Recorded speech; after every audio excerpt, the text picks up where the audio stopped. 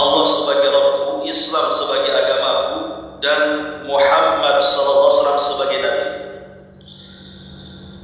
Maka Allah Subhanahu wa taala akan meridhoi kita kelak pada hari kiamat. Terlanjutkan kajian kita masih membahas tafsir singkat dari surah Abasa, dan kita masuk pada ayat ke-23 dan seterusnya. A'udzubillahi minasyaitonir rajim. Bismillahirrahmanirrahim. Kalla lamma yaqdi ma amara. Sekali-kali jangan seperti itu. Dia manusia itu belum melaksanakan apa yang Allah perintahkan kepadanya. Ayat ini tentu sambungan daripada ayat sebelumnya. Karena ketika Allah Subhanahu wa taala menyinggung tentang alangkah kufurnya manusia, kutilal insanu ma akfarah. Celakalah manusia, alangkah kufurnya mereka. Allah Subhanahu wa taala hendak menjelaskan kepada kita dari ayat ini apa yang dimaksud kufur di sini. Ayat ini khitab kepada orang-orang kafir Quraisy. Jadi orang-orang kafir Quraisy itu mereka mengingkari tidak adanya hari kebangkitan. Tentu ada alasannya kenapa orang-orang kafir Quraisy itu tidak beriman dengan hari kebangkitan. Pertama, karena hari kebangkitan itu sama dengan memutuskan kebiasaan mereka, di mana kebiasaan mereka itu suka melakukan hal-hal kesenangan dunia. Jadi kalau sampai kemudian mereka dibangkitkan kembali oleh Allah Subhanahu wa taala, mereka tidak akan merasakan itu lagi. Karena kebiasaan orang kafir Quraisy itu kan mabok, zina dan yang semacamnya. Kalau setelah kematian ada kebangkitan, maka mereka tidak akan mendapatkan apa yang mereka dapatkan di dunia. Dan mereka akan dihisab. Dan itu yang mereka tidak mau. Belum lagi mereka akan disingkapkan seluruh perbuatan jahat mereka di hadapan Allah Subhanahu wa taala. Makanya perkara-perkara inilah yang menjadikan kenapa orang-orang kafir itu mengingkari tidak ada kebangkitan, karena mereka tidak mau dihisab. Makanya Allah mengatakan kutilal insanu ma akfara. Celaka manusia, alangkah kufurnya mereka. Kemudian Allah Subhanahu wa taala ingin mengajak bicara orang-orang Quraisy itu tentang dalil adanya kebangkitan dengan peristiwa-peristiwa dunia, di mana Allah mengatakan min ayyi syai'in khalaqah, dari apakah Allah menciptakannya, min nutfatin khalaqahu faqaddara, dari setetes mani dia menciptakannya lalu menentukannya. Thumma as-sabila yassarah, kemudian jalannya dia mudahkan. Thumma amatahu faakbarah, kemudian dia mematikannya lalu menguburkannya. Thumma idza syaa'a ansyara, kemudian jika dia berkehendak dia akan membangkitkan kembali. Di sini Allah katakan kalla lamma yaqdi ma amara. Sekali-kali jangan seperti itu. Jangan terlalu kufur, maksudnya jangan mengingkari hari adanya kebangkitan. Jangan begitu. Dia manusia belum melaksanakan apa yang Allah Subhanahu wa taala perintahkan. Ulama tafsir mengatakan kalimat kalla lamma yaqdi ma amara ay kalla rad'un lil insan. Kalimat kalla ini adalah sebagai kecaman bagi manusia yang kufur. an kufrihi wa takabburihi wa inkarihi lil ba'thi liyaumil qiyamah. Tentang kekufurannya, kesombongannya dan keingkarannya tentang kebangkitan kelak pada hari kiamat.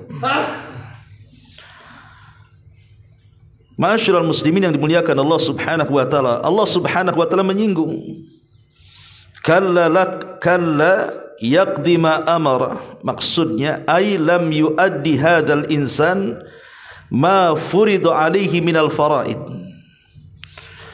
bahwa manusia ini mereka mengira sudah melaksanakan apa yang Allah kehendaki dalam kehidupan dunia, padahal hakikatnya mereka belum melaksanakan apapun. Di sini ada sindiran kepada kita ikhwatul fillah muliakan Allah Subhanahu wa taala, ya, bahwa manusia ini ketika Allah Subhanahu wa taala ciptakan kita mulai dari tetes manis sampai kemudian terlahir, sampai kemudian remaja, dewasa, sampai kemudian tua, ada manusia-manusia itu yang mereka mengira bahwa mereka diciptakan begitu saja oleh Allah Subhanahu wa taala. Padahal Allah mengatakan lam yutraka, sudah mereka tidak ditinggalkan begitu saja, tapi diutus kepada mereka nabi, kemudian diperingatkan. Tapi ada manusia-manusia itu yang selama hidup di dunia seolah-olah mereka tidak yakin adanya akhirat, sehingga kehidupan mereka itu hanya dunia dan dunia. Lah kenapa alasannya? Ya tentu ikhwatul fillah muliakan Allah Azza wa Jalla, ini karena perangkap daripada syaitan. Makanya ketika Allah Subhanahu wa taala berfirman dalam surah Al-A'raf ayat 12 sampai 16, ketika syaitan atau iblis berjanji kepada Allah Subhanahu wa taala, fabima aghwaytani la aqudanna lahum siratakal mustaqim, karena engkau sudah menyesatkan aku wahai Rabb, kata iblis, maka aku akan sesatkan Bani Adam dari jalanmu yang lurus.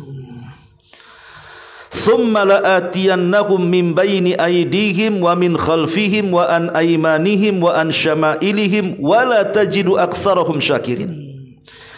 Kemudian aku akan datangi mereka dari arah depan, belakang, samping kanan dan samping kiri, dan engkau tidak akan mendapatkan mereka ahli syukur. Abdullah bin Abbas radhiyallahu anhuma dan juga para ulama salaf seperti Sufyan Ats-Tsauri ketika memberikan catatan kepada ayat ini, maksudnya setan menggoda dari depan itu, maksudnya setan berusaha supaya manusia itu dilupakan dari akhirat. Adapun maksudnya setan menggoda dari belakang mereka itu, maksudnya supaya manusia dicintakan dengan dunia. Adapun setan menggoda dari arah kanan, maksudnya setan akan membuat syubhat dalam agamanya. Adapun setan menggoda dari arah kirinya, maksudnya setan akan menanamkan syahwat kepada manusia. Ini dari 4 arah angin setan itu menggoda kita. Syahidnya di sini adalah yang berkaitan dengan bab ini. Setan ini berusaha melupakan manusia dengan akhirat dan mencintakan dengan dunia. Dengan cara apa? Dengan cara 3. Pertama, setan berusaha melemahkan ibadah kita. Setan itu berusaha melemahkan ibadah kita. Malas solat, malas ngaji, malas baca Quran, malas zikir, pokoknya dimalaskan dengan ibadah. Sebab konsekuensinya kalau orang sudah malas ibadah pasti dijauhkan dari Allah. Kalau sudah dijauhkan dari Allah, konsekuensinya yang lebih berat adalah pasti dilupakan dengan hari akhir. Inilah tujuan setan, supaya dia lupa dengan hari akhir. Yang kedua, setan itu berusaha untuk supaya manusia itu meremehkan akan kemaksiatan dan keharaman. Jadi ketika mereka bermaksiat itu seolah-olah tidak sedang bermaksiat. Bagi mereka itu zina biasa, bukan dosa. Bagi mereka khamar itu biasa, tidak dosa. Bagi mereka itu judi sudah biasa, tidak dosa. Membunuh itu biasa, tidak dosa. Bahkan meninggalkan kewajiban seperti sholat, puasa itu seolah-olah enggak ada beban bagi hidupnya. Ini kalau seorang manusia sudah meremehkan kemaksiatan, maka secara tidak langsung dijauhkan dari ketaatan. Balik lagi, kalau orang jauh dari ketaatan berarti dijauhkan dari Allah. Kalau dijauhkan dari Allah secara otomatis pasti akan dilupakan dengan akhirat. Ini yang kedua. Kemudian yang ketiga, syaitan itu berusaha menanamkan tulul amal, panjang angan-angan tu ditanamkan kepada manusia itu supaya panjang angan-angannya, supaya panjang angan-angan soal dunia. Dengan cara apa? Dicintakan dengan dunia. Itulah kalimat wa min khalfihim, digoda dari arah belakang mereka, ditanamkan hubud dunia. Dari sini Allah Subhanahu wa taala katakan jama'a malan wa addadah yahsabu anna malahu akhlada. Sebab manusia itu kalau sudah mengumpulkan dunia pasti menghitung-hitungnya. Kalau sudah menghitung-hitungnya maka dia kira dia akan mengekalkannya. Itulah yang disabdakan Nabi SAW, "Lau kana libni Adam wadiyani min dhahabin labtagha thalithan." Wala yamla'u fahu bni Adam illa turab. Kalau seandainya anak Adam itu diberikan 2 lembah semua emas, pasti cari yang ketiga lembahnya. Sudah dapat 3 lembah, cari yang keempat lembahnya. Begitulah tabiat manusia kalau sudah digoda setan. Dia tidak akan puas dengan dunia, kawan. Kalau orang sudah tidak puas dengan dunia, maka angan-angan kepada dunianya itu melambung. Lah disitulah akhirnya dia hanya ingat dunia, tidak pernah ingat akhirat. Sehingga konsekuensinya ada sebagian manusia itu yang berat meninggalkan dunia, karena dia sangka bahwa kebahagiaan itu hanya terbatas di dunia. Dia tidak tahu hakikat dunia, bahwa dunia itu adalah sesuatu yang fana. Dunia itu cuma 2, bisa dia meninggalkan kita atau kita yang meninggalkan dunia. Contoh umpamanya dunia meninggalkan kita. Tuh kasus kebakaran di mana, Los Angeles, California itu. Itu rumah mewah-mewah tuh. Bukan sedikit, bukan harga kayak rumah di sini. Harga kacangnya. Di sana harga mahal-mahal. Tapi rupanya dunia hendak meninggalkan pemiliknya. Kebakaran habis rata dengan tanah. Itu namanya dunia meninggalkan kita itu. Atau kita yang meninggal dunia. Rumahnya masih ada, kemudian kendaraannya juga masih jogrok di situ, tapi orangnya sudah tidak ada, kan?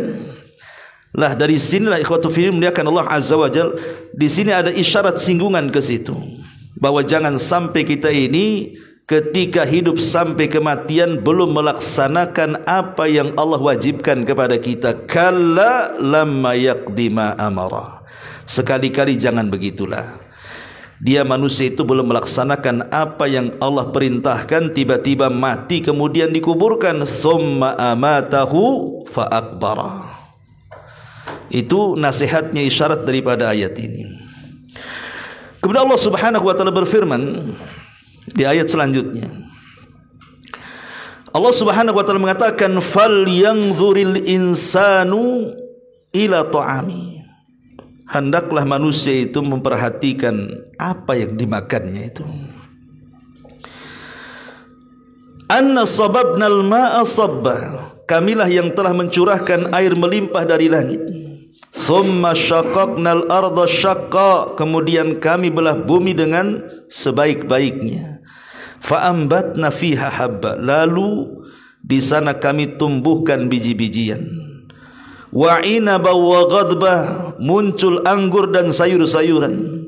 Wa zaituna wa nakhla, muncul zaitun dan pohon kurma. Wa hadaiqa ghulba, kemudian kebun-kebun yang rindang. Wa faqihata wa abba, buah-buahan serta rerumputan. Allah akhiri mata'al lakum wa li'an'amikum. Semua itu untuk kesenanganmu dan untuk hewan-hewan ternakmu. 2 permisalan ini ikhwatu fiddin, yang pertama dan yang kedua.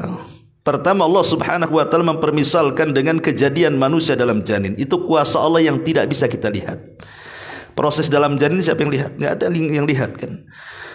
Bagaimana 40 hari segumpal sperma, kemudian ganti segumpal daging, akhirnya ganti segumpal dari darah ke daging sampai jadi manusia, kemudian brojol. Siapa yang menyaksikan? Tidak ada yang menyaksikan.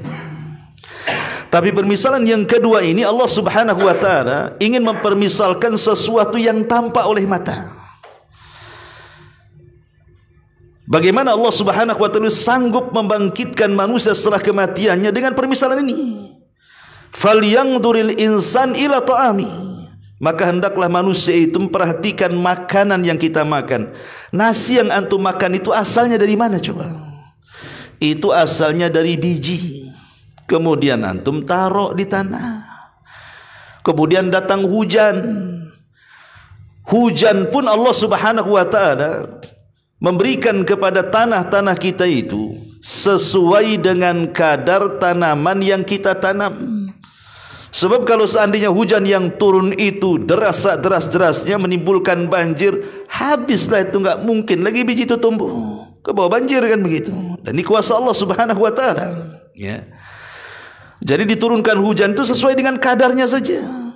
Kemudian sisa airnya Allah simpan dalam tanah. Kemudian dari situ baru tumbuh. Siapa yang menumbuhkannya?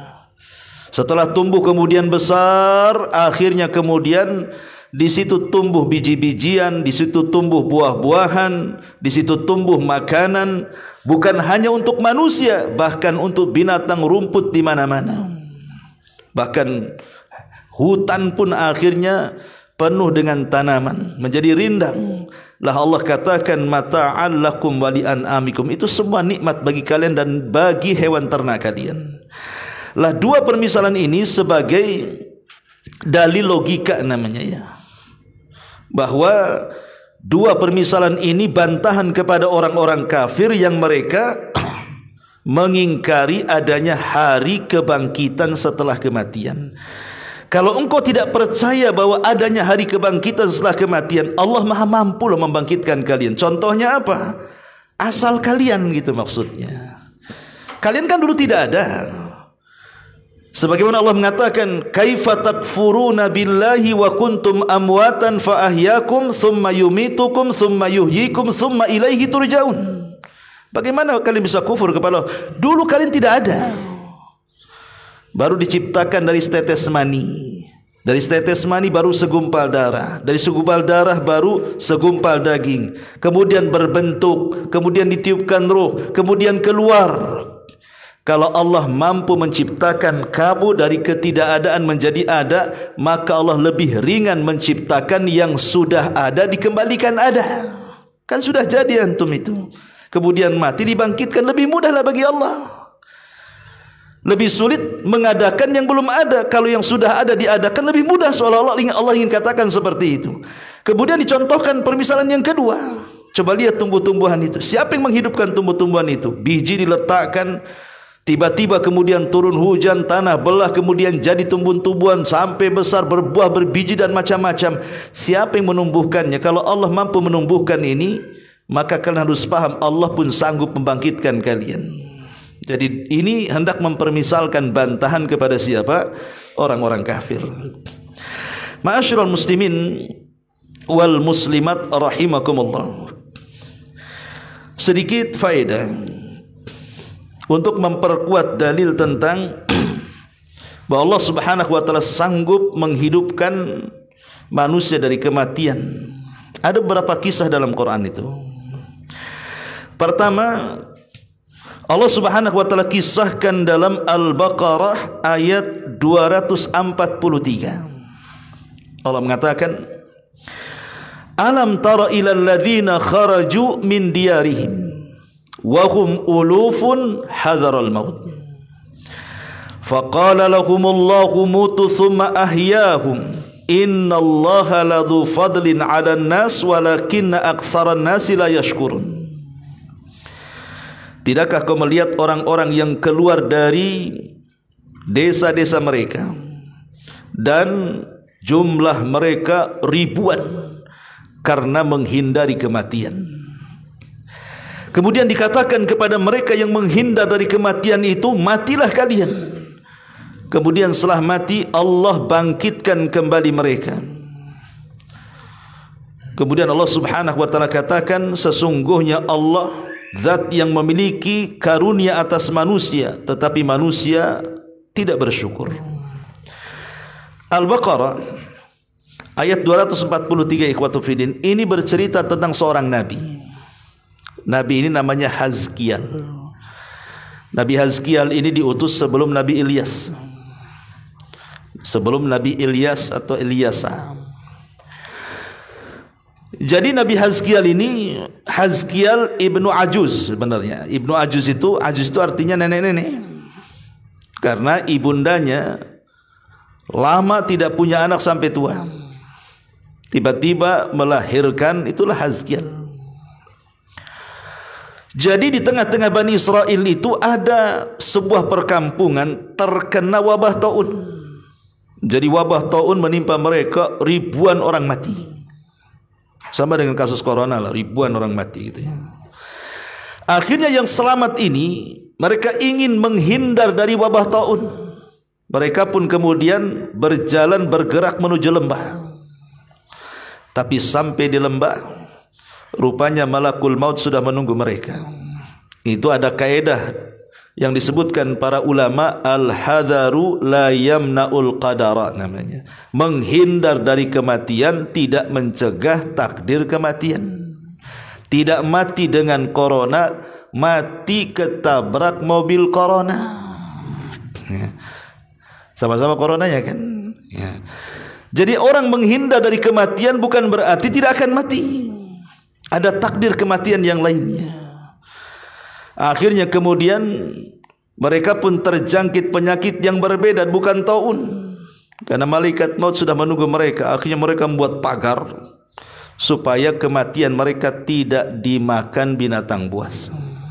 Setelah buat pagar, baru mereka mati semua di situ. Ketika mereka mati itulah lewatlah Nabi Hazkial. Ya karena tidak dikuburkan, ikhwatu fiddin, bangkai pula di mana-mana. Ketika melihat kaumnya mati semua berserakan gitu ya, bergelimpangan, maka Nabi Hazkial sedih. Akhirnya berdoa kepada Allah Subhanahu wa taala agar Allah menghidupkan mereka. Dan Allah pun kemudian mengabulkan permintaan Hazkial, tiba-tiba mereka hidup. Ini namanya menghidup setelah kematian kan. Di dunia juga Allah sanggup. Setelah mereka hidup, maka Nabi Hazkial hidup bersama mereka beberapa tahun. Tapi sayang setelah Hazkial meninggal dunia, begitulah manusia. Sudah tidak ada nabi, akhirnya kufur lagi, menyembah satu berhala namanya Ba'lan. Maka diutuslah kepada mereka Nabi Ilyas. Syahidnya di sini adalah bagaimana Allah menghidupkan manusia dari kematian kan? Ada juga yang mengatakan bahwa kisah Hazkial juga tercantum dalam surah Al-Baqarah 259-nya. Ini kan Al-Baqarah 243. Ada lagi kisah dalam Al-Baqarah 259. Apa bunyinya? Allah Subhanahu wa taala mengatakan, "Au kalladzi marra 'ala qaryatin wa hiya khawiyatun 'ala urushiha qala anna yuhyi hadhihi Allahu ba'da mautiha." فأماته الله 100 عام ثم بعثه قال كم لبثت قال لبثت يوما أو بعض يوم قال بل لبثت 100 عام فانظر إلى طعامك وشرابك لم يتسنى وانظر إلى حمارك ولنجعلك آية للناس وانظر إلى العظام كيف ننسجها ثم نقصها لحما فلما تبين له قال أعلم أن الله على كل شيء قدير. Jadi ada satu kisah, ada sebuah negeri itu dijajah oleh musuh, diserang oleh musuh sampai bangunan-bangunannya rata dengan tanah. Sama lah dengan kayak Palestina sekarang kan, dijajah Israel setahun lebih, rata tuh di Gaza tuh bangunannya. Kurang lebih lah kayak gitu ceritanya. Ya. Jadi Nabi Hazkial ini lewat kepada negeri yang habis dijajah dan hancur sampai ke parap-parapnya. Jadi Hazkial ini melamun, apa mungkin Allah mampu mengembalikan negeri yang mati ini? Saat melamun itu karena dia habis kelelahan safar, dia ingin istirahat. Carilah sebuah lubang, kemudian dia pun masuk di lubang itu, tertidur dia. Ditambatkan keledainya, kemudian ditaruhlah makan di sampingnya, dia tidur. Rupanya tak bangun-bangun sampai 1 abad. Bayangkan, 100 tahun dia tidur, ya. Karena tidurnya ba'da zuhur, setelah 100 tahun dibangunkan asar, jadi seolah-olah dia baru saja tidur ketika dibangunkan itu. Jadi ditanyalah kepada dia, kam labista, berapa lama kau tidur, katanya. Mungkin 1 hari atau setengah hari, katanya. Padahal sudah 1 abad tuh, ya. Maka dijelaskan, bahkan engkau tidur mi'ata amin, sudah 100 tahun alias 1 abad. Enggak percaya, kau lihat tuh makanannya yang kau bawa sudah enggak ada. Minuman yang kau bawa sudah enggak ada. Lam yatasanna. Minuman dan makanannya itu masih utuh, ya. Tetapi masalahnya yang tidak utuh itu keledainya. Jadi makanannya masih utuh, minumannya masih utuh, keledainya sudah jadi tulang belulang. Ya namanya diikat nggak dikasih makan setahun, ya matilah kan itu, ya. Akhirnya sudah besar lah tulang-tulangnya itu. Baru dia sadar, oh iya mungkin 1 abad. Disitulah Allah Subhanahu wa ta'ala tunjukkan kekuasaannya, menghidupkan keledai kembali. Tiba-tiba entah berantah dari mana, tulang belulang itu terangkai lagi, dagingnya datang lagi, kemudian membungkus tulangnya sampai jadi keledai, dimasukkan ruhnya, tiba-tiba berteriak seolah-olah kiamat dibangkitkan. Dari situ Uzair ataupun Hazkiel mengatakan, sekarang aku tahu Allah Subhanahu wa ta'ala sungguh mampu untuk melakukan apapun. Artinya keledai saja bisa dihidupkan, apalagi kota yang mati. Pasti Allah bisa menghidupkannya. Syahidnya di sini apa? Ini keledai mati dihidupkan, kan? Kalau Allah Subhanahu wa ta'ala sanggup menghidupkan keledai setelah kematiannya, masa Allah tidak sanggup menghidupkan kembali kelak pada hari kiamat? Ma'asyiral muslimin yang dimuliakan, ada yang mengatakan bahwa orang ini yang melintasi kota itu namanya Hazkiel. Tapi sebagian ulama seperti Ibnu Ishaq melemahkan riwayat ini, dan yang betul bukan Hazkiel tetapi Uzair. Seorang Nabi Uzair yang dipertuhankan oleh orang-orang Yahudi. Yang Allah katakan dalam surah At-Taubah, wa qalatil yahud Uzair ibnullah wa qalatin nasara al-masih ibnullah. Berkata orang-orang Yahudi Uzair itu anak Allah, berkata orang Nasrani Isa itu anak Allah. Jadi Uzair yang lewat di situ. Jadi kisahnya begini. Ada raja Babylon namanya Bukhtun Nasr. Dan Bukhtun Nasr itu juga menguasai banyak belahan dunia, sama dengan pendahulunya Namrud, karena sama-sama raja Babylon Irak. Jadi Bukhtun Nasr ini membawa pasukan besar menghancurkan Palestina dan membunuh orang-orang Yahudi. Jadi dahulu orang Yahudi dibantai oleh Bukhtun Nasr itu. Semua laki-lakinya dibantai, perempuan dan anak-anaknya jadi tawanan dibawa ke Babylon Irak. Lah karena tidak ada manusia, kan, karena semua dibawa ke Irak sana, jadi kota itu hancur, nggak ada orang. Sementara sebagian orang Yahudi yang selamat, mereka tunggang langganglah kabur. Lah Uzair itu lewat di situ, melihat kota yang hancur berantakan, dia berpikir, makanya dia mengatakan, anna yuhyi hadhillahu ba'da mautiha. Mungkinkah Allah mampu menghidupkan setelah kematian kota ini? Uzair ini tidak ragu dengan Allah, tidak.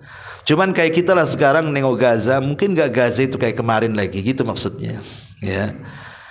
Akhirnya kemudian Allah Subhanahu wa ta'ala membuktikan ucapannya. Ketika Uzair sedang beristirahat, itulah Allah akhirnya tidurkan Uzair 1 abad tuh. Ketika bangun, rupanya kota itu sudah hidup lagi setelah 1 tahun itu, setelah 1 abad itu. Dan sebelumnya Uzair ditampakkan kuasa Allah. Ketika melihat minumannya utuh, makanannya utuh, padahal 1 abad, ikhwan, antum aja naruh roti, jangan 1 abad, 1 tahun di belakang rumah hilang tuh roti itu. Ini 1 abad, ini kan kuasa Allah membiarkan roti dan makanannya itu utuh. Masalahnya keledainya sudah mati, bahkan sudah jadi tulang belulang. Disitulah Allah tampakkan kekuasaannya, merangkai lagi tulang, akhirnya menjadikan keledai hidup, kemudian berteriak. Barulah Uzair mengatakan, Kalau Allah sanggup menciptakan Uzair kembali, maka tidak mustahil Allah bisa menghidupkan kota yang mati itu. Di sini juga syahidnya bahwa Allah sanggup menghidupkan dari kematian. Kemudian yang ketiga, kisah Nabi Isa. Kisah Nabi Isa alaihi salatu wassalam juga disebutkan di dalam Al-Quranul Karim. Surah Al-Imran ayat 49. Allah mengatakan, wa rasulan ila bani Israel. Dan Isa adalah seorang rasul yang diutus kepada Bani Israel. Inni qad ji'tukum bi ayati mir rabbikum. Kata Isa, aku telah datang kepada kalian dengan tanda kuasa dari Rabb kalian. Inni akhluqu lakum minat tini kahayati tayri. Aku sanggup menciptakan untuk kalian sebuah burung yang terbuat dari tanah. Jadi Isa itu ngambil tanah lempung, dikual-kual, kemudian dibentuk burung. Ya. Kemudian fa'anfuhu fihi, ditiup oleh Isa. Apa yang terjadi? Fayakunu tayran biidznillah. Tiba-tiba tuh burung yang terbuat dari tanah berubah menjadi burung asli dan hidup. Dan itu mukjizatnya Nabi Isa. Ya tentunya apa? Karena izin dari Allah Subhanahu wa taala. Isa bisa melakukan seperti itu karena izin Allah. Allah yang membuat burung itu hidup dari tanah liat. Dan ini menunjukkan Allah itu ala kulli syai'in qadir, bisa menghidupkan benda mati. Dan salah satu mukjizat Nabi Isa juga adalah bukan hanya mampu melakukan itu, bahkan menghidupkan manusia yang sudah mati. Isa juga bisa. Abdullah bin Abbas radhiyallahu anhuma menceritakan bahwa Isa itu pernah menghidupkan 4 jiwa. Pertama, ada orang namanya Azir. Azir itu temannya Isa bin Maryam. Jadi karena teman dekatnya Isa bin Maryam, satu hari karena Azir itu tempatnya jauh dan dia sedang sakit parah dan mendekati kematiannya. Jadi saudari daripada Azir ini mengutus suaminya untuk memberitahu kepada Isa bahwa temannya namanya Azir sedang sakaratul maut. Tolong datang, takziah bahasa kitanya. Akhirnya Isa pun kemudian berkunjunglah, ingin berjumpa dengan kawannya. Cuman perjalanannya jauh dari tempat dia ke tempat Azir kawannya itu 3 hari. Ketika sampai di kampung si Azir itu, rupanya Azir itu sudah mati dari 3 hari yang lalu. Semenjak Isa berjalan dari kampungnya, Azir sudah meninggal. Ketika 3 hari sampai, ya sudah dikuburkanlah. Maka Isa pun mengatakan kepada saudarinya, tunjukkan kuburannya. Datanglah Isa kepada kuburan si Azir ini. Ketika sampai di kuburannya, maka Isa pun berdoa dengan menggunakan Ismul Azam, nama-nama Allah yang agung. Maka di sini keajaiban tumbuh, tiba-tiba kuburan itu belah. Keluar si Azir dalam kuburan hidup-hidup tuh. Itu disaksikan Bani Israel tuh. Ya. Kemudian setelah itu ada kisah yang kedua, Nabi Isa ini sedang berjalan. Tiba-tiba kemudian dia melihat ada seorang wanita sedang menangisi anak yang sudah meninggal, dan anaknya itu penopang hidupnya. Kisah Ibnu Ajuz namanya, anak nenek tua. Jadi nenek ini menangis karena meninggal anaknya, sementara anak itu yang menopang hidupnya. Isa lewat di situ, maka melihat kasihan dengan nenek itu. Akhirnya Isa pun menghampiri anaknya yang sudah meninggal, berdoa kepada Allah, diusap, hidup lagi dia. Dan dua-duanya hidup lama, baik Azir hidup lama sampai punya anak, atau anak wanita ini juga hidup lama sampai punya anak juga. Ya. Kemudian setelah beberapa masa, rupanya Azir ini yang dihidupkan pertama tadi punya anak, meninggal juga anak itu. Maka dia minta bantuan kepada Isa bin Maryam agar anaknya dihidupkan, dan Isa pun berdoa kepada Allah, hidup pula anak itu. Ini kan mukjizat besar dari mukjizat Nabi Isa, disaksikan Bani Israel. Tapi Bani Israel ini dasar degil, ikhwan. Ya. Mereka kan orang yang keras hati. Itu mukjizat katanya, konspirasi katanya. Jangan-jangan Isa itu sudah kerjasama dengan si Azir dan anaknya, pura-pura mati kemudian dihidupkan jadi hidup katanya. Jadi justru diingkari mukjizat para nabi itu. Akhirnya mereka meminta kepada Isa, cari orang yang tidak hidup di zamannya, hidupkan dia. Permintaan yang ngeri. Ya. Kalau mereka kan hidup di zamannya kan, cari kuburan yang kuburan itu bukan hidup di zamannya. Ada yang mengatakan kisahnya begini. Jadi Isa ini sedang berceramah di hadapan Hawariyun, murid-murid pilihannya. Nyeletuklah salah satu Hawariyun ini kepada Isa, wahai Isa, engkau dari tadi cerita bahtera kapalnya Nuh katanya.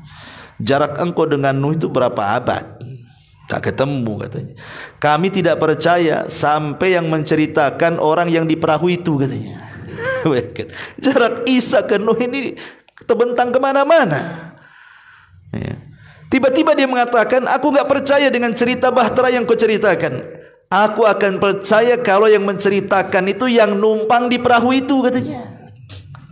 Akhirnya kemudian kata Isa, baik kalau gitu kita cari kuburannya. Yang numpang di perahu itu kan anak-anaknya Nuh. Di situ ada Syam, di situ ada Ham, di situ ada Yafis. Ya, dicarilah kuburan Syam. Setelah ketemu kuburan Syam itu, maka Nabi Isa berdoa kepada Allah Subhanahu wa taala. Setelah berdoa kepada Allah, dia memanggil Syam 3 kali, kum ya Syam, kum ya Syam, kum ya Syam. Berdiri wahai Syam, berdiri wahai Syam, berdiri wahai Syam. Tiba-tiba belah kuburannya, kawan. Keluar Syam ibnu Nuh. Ya. Untuk supaya meyakinkan itu Syam ibn Nuh, Isa bertanya, man anta, siapa kamu? Kata Syam, ana Syam putra Nuh katanya. Kemudian Isa mengatakan, tolong ceritakan bagaimana kisah di bahteramu, di perahu, macam mana kisahnya. Ini kisahkan sama dia. Ya. Barulah kemudian Bani Israel percaya tuh dengan kisahnya tuh. Karena yang menceritakan kan pelakunya sendiri yang di atas perahu kan. Ya.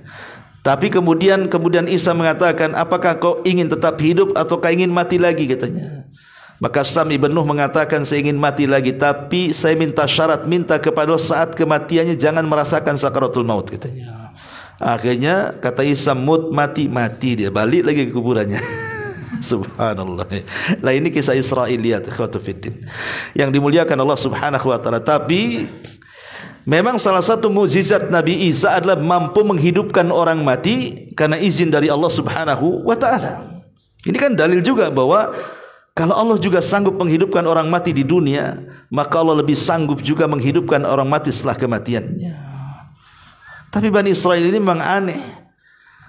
Kemudian mereka akhirnya mencari-cari alasan, Isa itu memang pandai kalau dalam urusan pengobatan itu. Kami minta mukjizat yang lain katanya. Apa mukjizatnya? Tolong minta sama Allah turunkan hidangan lezat dari langit. Tuh, makin kurang ajar kan? Minta hidangan. Makanya di Quran itu ada namanya surah Al-Maidah. Surah Al-Maidah itu artinya hidangan dari langit. Isa menolak, tidak. Ya, tapi Isa mengancam mereka, kalau seandainya kalian tidak beriman, maka azab akan turun kepada kalian. Saya akan meminta kepada Allah. Akhirnya setelah mereka ketakutan, betul-betul hidangan itu turun dari langit, ikhwan. Makanan lezat luar biasa. Kata Isa, inilah id untuk awal dan akhir kita. Makan oleh kalian. Hawariyun yang meminta tidak berani dekat. Coba bayangkan, takut mereka. Karena itu makanan lezat. Akhirnya apa? Isa mengundang orang-orang miskin. Ya kalau orang miskin yang makan, habislah kan itu. Tapi subhanallah, setiap orang yang makan hidangan itu, kalau dia punya penyakit langsung sembuh. Orang stroke langsung jalan, asam urat hilang, asam uratnya, darah tingginya hilang, semua hilang. Ya, karena Isa itu mukjizatnya kan berkaitan dengan kesembuhan. Kan semua para nabi itu mukjizat itu biasanya disamakan dengan adat istiadat kaumnya, seperti Nabi Musa. Kenapa kok mukjizatnya tongkat jadi ular, tangan dimasukkan ke situ tiba-tiba bercahaya kan? Ya karena memang di zaman Nabi Musa itu dunia sihir itu sedang puncak-puncaknya. Banyak markas, banyak pesantren sihir, ya kayak madrasah Harry Potter atau apa tuh, ya. Ya, makanya mukjizatnya pun berkaitan dengan sihir kan. Lah Isa ini di zaman dia memang perobatan, orang suka ngeracik-ngeracik obat. Sehingga ditemukan penyakit-penyakit yang dulunya aneh jadi biasa. Maka Isa pun harus lebih sakti lah daripada tabib-tabib kan gitu. Dibuatlah mukjizat yang berkenan dengan perobatan, sama dengan Nabi kita. Karena di zaman Nabi kita diutus oleh Allah menjadi Nabi dan Rasul, orang Arab itu gandrung dengan syair masalahnya. Mereka suka dengan tata bahasa yang tinggi, bersyair, jadi pujangga hebat. Maka turunlah Al-Quran, bahwa bahasa Quran jauh lebih hebat dibandingkan bahasa syairnya orang Arab. Dan begitu, ya umumnya mukjizat itu biasanya disamakan dengan kebiasaan kaumnya. Ya. Baik, kemudian ini kisah yang ketiga. Kisah yang keempat itu dijelaskan juga di dalam surah Al-Baqarah ayat 73, di mana Allah Subhanahu wa taala mengatakan faqul nadribuhu bi ba'diha kadzalika yuhyillahul mauta wa yuriikum ayatihi la'allakum ta'qilun. Maka kami katakan, pukullah sebagian badannya dengan sebagian anggota sapi betina yang sudah disembelih itu. Ya. Begitulah Allah akan hidupkan orang yang mati itu, dan Allah akan perlihatkan tanda-tanda kekuasaannya agar kalian berfikir. Al-Baqarah ayat 73 ini menceritakan tentang Baqarah Bani Israel. Makanya surah Al-Baqarah disebut Al-Baqarah karena kisah ini. Ya, kisah tentang sapi betina. Jadi ada orang kaya, tidak punya anak. Akhirnya, tapi dia punya keponakan. Karena tidak punya anak, ambillah keponakan sebagai anak angkatnya. Setelah besar, keponakan ini kurang ajar. Dia ingin menguasai hartanya. Tetapi dia tidak sabar, tergesa-gesa ingin membunuh ayah angkat yang merupakan pamannya. Dengan cara apa? Dengan cara sadis. Malam-malam kemudian diajak pergi, kemudian dibunuh di jalan. Setelah dibunuh di jalan, dilempar ke kabilah sebelah, supaya bukan hanya dapat warisan pamannya, tapi dapat diat dari kabilah sebelah. Nanti kan yang dituduh membunuh kabilah sebelahnya kan. Kalau mereka tidak mau mengakui, maka mereka harus bayar diat tuh 100 ekor unta. Cerdasnya dia, dapat waris, dapat harta diat. Ya. Lah kabilah sebelah yang mendapatkan jasa tidak diterima kalau mereka yang membunuhnya. Akhirnya kemudian antara yang menuduh dan yang dituduh, dua kabilah ini hampir perang, karena orang yang mati ini orang terpandang, orang baik di tengah-tengah kaumnya. Ketika hampir perang, sebagian orang yang berakal di antara mereka mengatakan, ngapain kita perang katanya, di hadapan kita Nabi Musa kok.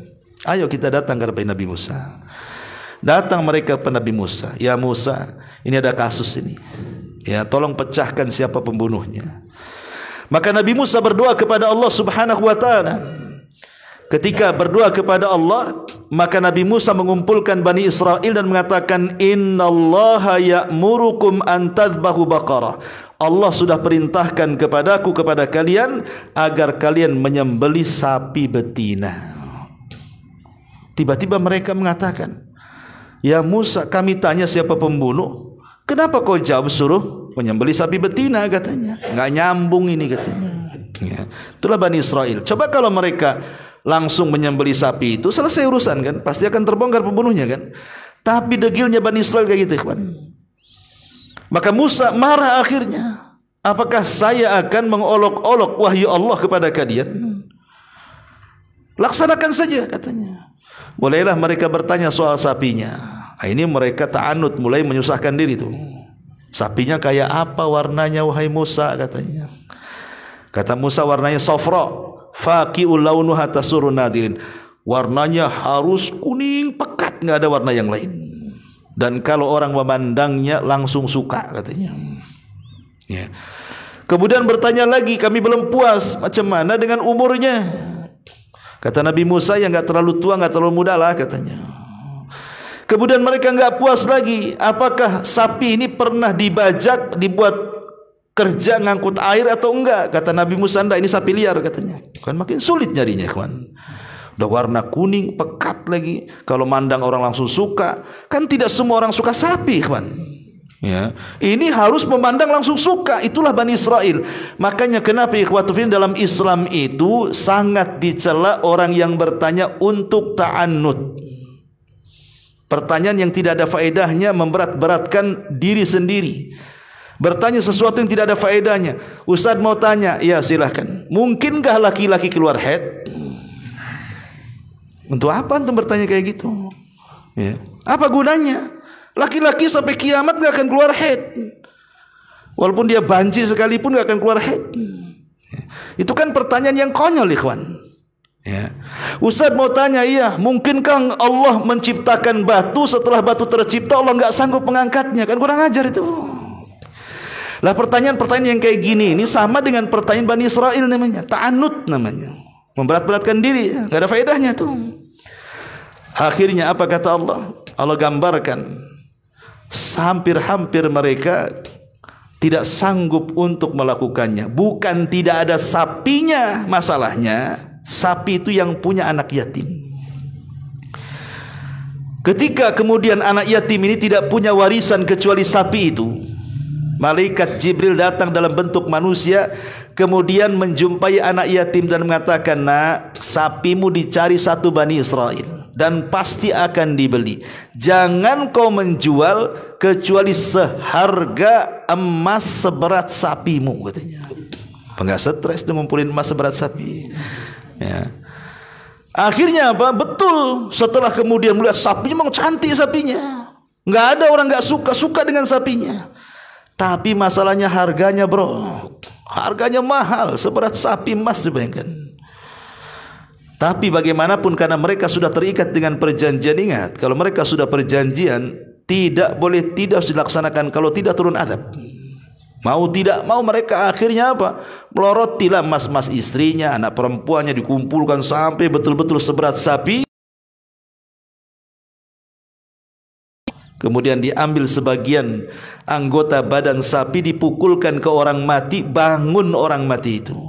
Kemudian Musa bertanya, man qatalak, siapa yang membunuhmu? Tengok kiri kanan, tengok ponakannya, oh itu yang bunuh saya, katanya. Habis itu mati lagi. Cuma nunjukin itu pembunuhnya, mati lagi. Ya, terungkaplah kasusnya. Lah ini juga syahid bahwa Allah Subhanahu wa taala itu sanggup menghidupkan setelah kematian, kan. Ini kisah-kisah seperti ini ada di Al-Qur'an semuanya. Atau kisah Nabi Allah Ibrahim alaihi salatu wassalam. Kisah Nabi Ibrahim alaihi salatu wassalam yang ketika Allah Subhanahu wa taala memerintahkan Nabi Ibrahim alaihi salatu wassalam untuk mengumpulkan 4 unggas, ya, burung, ayam, entok atau apa gitu ya. Kemudian sudah dipotong-potong. Kemudian badannya yang satu taruh sana, sayapnya satu taruh, cekernya di sana, semuanya akhirnya menyebar. Tapi kata Allah, "Tsummad'uhun", panggil sekarang wahai Ibrahim, "Ya'tinaka sa'ya", pasti mereka akan datang segera kepadamu. Betul. Ketika Ibrahim kemudian menyeru unggas yang sudah dipotong-potong dan disebar di semua lautan itu, di semua gunung itu, tiba-tiba kemudian terbang tuh anggota-anggota badan, nyatu lagi, hidup lagi. Lah kisah-kisah ini ikhwatu fiddin muliakan Allah Azza wa Jalla sebagai bukti bahwa Allah itu ala kulli syai'in qadir, mampu menghidupkan setelah kematian. Mampu menghidupkan setelah kematian. Makanya kalau kita lihat Al-Qur'anul Karim, ikhwan, metode ketika meyakinkan bahwa Allah Subhanahu wa taala ala kulli syai'in qadir. Pertama, disebutkan fataratan bitasri. Terkadang Allah Subhanahu wa taala dengan membahasakan dengan sangat jelas sebagaimana Allah mengatakan dalam surah At-Taghabun, "Qul bala wa rabbi latub'atsun." Katakan, ya, Rabbku sanggup membangkitkan. Itu namanya tasri.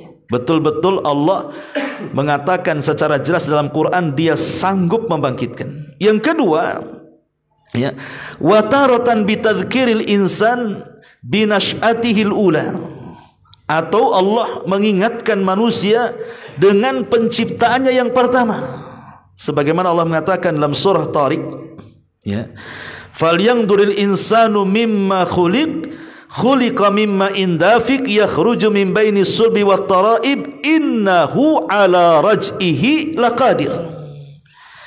Hendaklah manusia melihat dari apa dia diciptakan.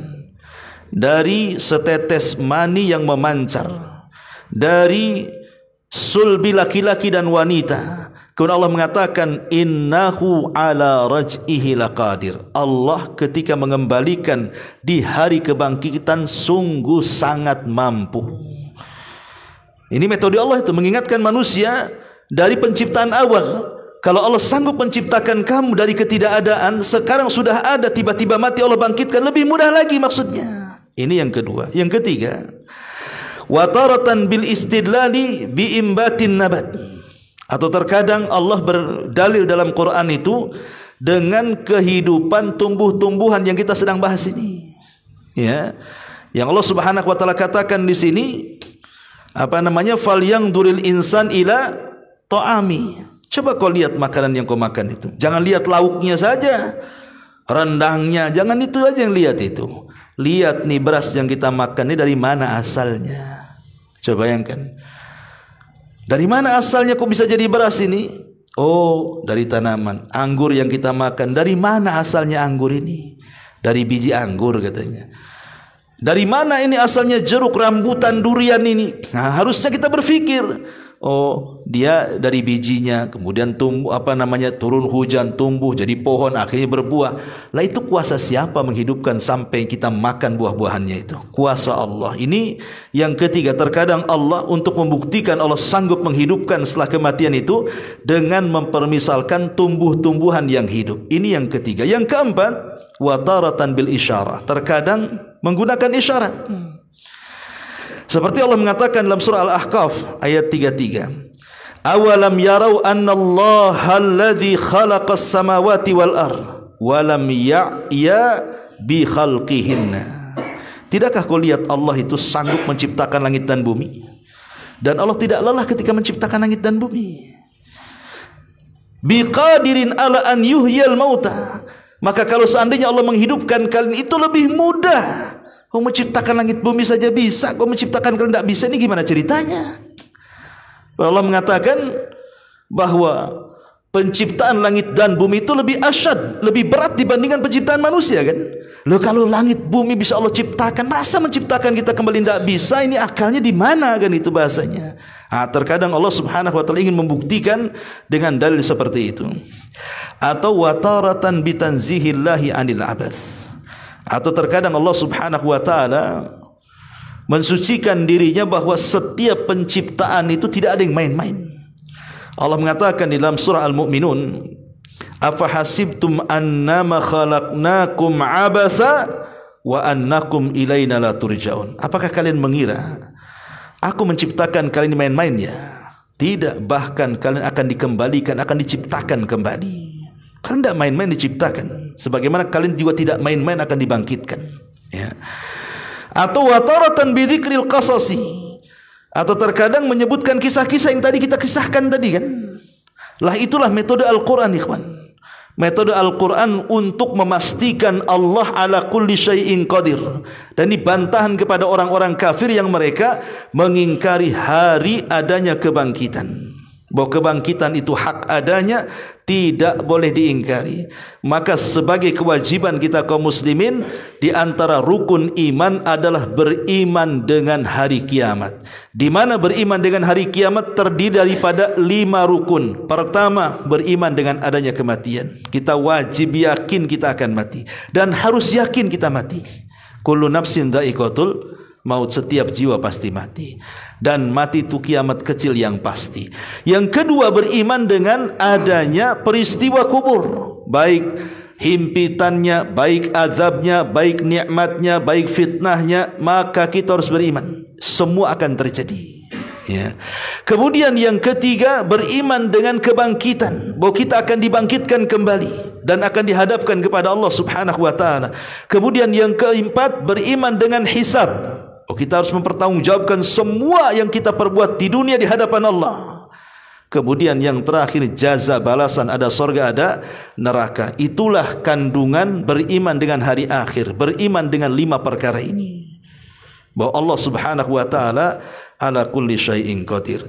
Wallahu a'lam bishawab. Ini di antara tafsir daripada surah An-Naba. Kita akhiri sampai di ayat ke-32 dan selanjutnya kita lanjutkan minggu depan. Wallahu a'lam. Sampai di sini, kalau ada yang bertanya silakan kita buat tanya jawab, kalau tidak kita tutup.